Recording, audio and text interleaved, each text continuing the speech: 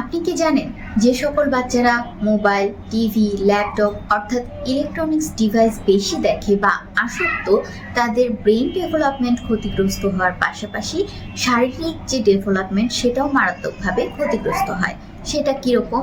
যেহেতু সে মোবাইল বা টিভি একাগ্রচিত্তে একটা জায়গায় বসে দেখে, তাই তার ফিজিক্যাল কোনো অ্যাক্টিভিটিস থাকছে না, অর্থাৎ ফিজিক্যাল মুভমেন্ট হয় এই ধরনের খেলাধুলায় সে অংশগ্রহণ করছে না, যার কারণে উচ্চতা বৃদ্ধি হওয়ার যে প্রসিডিউরটা সেটা মারাত্মকভাবে ক্ষতিগ্রস্ত হয়।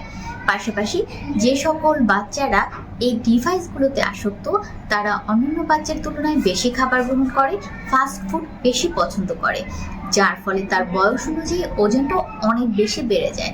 এবং বাচ্চাদের ক্ষেত্রে ওজন কমানোটা কিন্তু খুব বড় একটা চ্যালেঞ্জের বিষয়। তাই আমরা যারা বাবা মায়েরা আছি বা বাচ্চাকে লালন পালন করছি, তারা একটু খেয়াল করব, বাচ্চা বিনোদন হিসেবে ডিভাইস দেখুক, কিন্তু সেটা যেন আসক্তির পর্যায়ে না চলে যায়। আপনার বাচ্চার জন্য অনেক শুভকামনা।